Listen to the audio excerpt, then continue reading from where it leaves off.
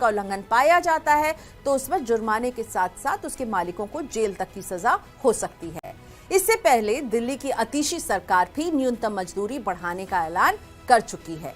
सरकार के इस फैसले को दशहरा, दिवाली और छठ जैसे बड़े त्योहारों से पहले मजदूरों के लिए बड़ा तोहफा बताया जा रहा है और मजदूरी की बढ़ी हुई दरें 1 अक्टूबर से लागू हैं। तो आखिर कब और किस आधार पर बढ़ाई जाती है श्रमिकों की न्यूनतम मजदूरी और सरकार के इस फैसले का मजदूरों को कितना मिल पाता है फायदा, आइए समझते हैं। केंद्र सरकार औद्योगिक श्रमिकों के लिए खुदरा महंगाई में 6 महीने की औसत वृद्धि के आधार पर साल में 2 बार वेरिएबल डियरनेस अलाउंस यानी कि वीडीए में संशोधन करती है, जो 1 अप्रैल और 1 अक्टूबर से लागू होता है। सरकार की इस पहल का मकसद ये है कि श्रमिकों को बढ़ी हुई महंगाई से राहत मिल सके। न्यूनतम मजदूरी से जुड़े केंद्र सरकार के फैसले से केंद्रीय प्रतिष्ठानों के तहत भवन निर्माण, लोडिंग अनलोडिंग, क्लीनिंग और खनन आदि क्षेत्रों में जो भी श्रमिक हैं उन्हें ये लाभ मिलता है। न्यूनतम मजदूरी की दरों को अकुशल, अर्धकुशल, कुशल और उच्च कुशल के साथ साथ भौगोलिक क्षेत्र के आधार पर ए, बी और सी कैटेगरी में बांटा गया है।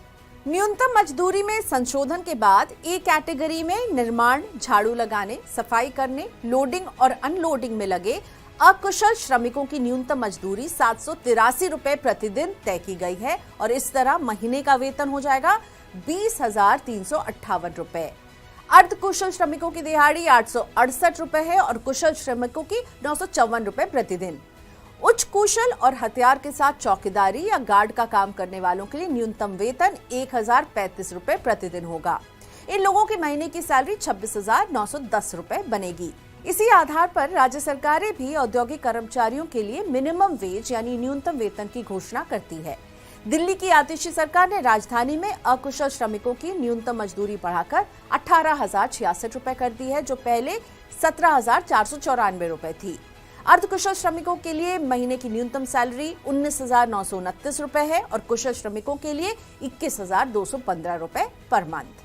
विभिन्न राज्यों में न्यूनतम मजदूरी दरें अलग अलग होती हैं। राज्य सरकार चाहे तो तय मानकों से ज्यादा भी मजदूरी तय कर सकती है। जैसे कि अगर हम उत्तर प्रदेश की तुलना करें दिल्ली से, तो दिल्ली में जो मिनिमम वेज की दर है वो करीब 2 गुनी है, जबकि नोएडा और गाजियाबाद राष्ट्रीय राजधानी से सटे हुए हैं, उनसे ज्यादा दूर नहीं है, पर फिर भी आपको मिनिमम वेज में फर्क नजर आएगा। यहाँ पर दिल्ली और नोएडा में मजदूरों के जीवन यापन के खर्च में कोई बहुत ज्यादा अंतर नहीं है, लेकिन हाँ, न्यूनतम वेज जो मिल रहा है उसमें अंतर जरूर है। श्रम कानूनों के तहत कोई भी औद्योगिक संस्थान अपने कर्मचारियों को न्यूनतम वेतन से कम सैलरी का भुगतान नहीं कर सकता है और अगर किसी संस्थान में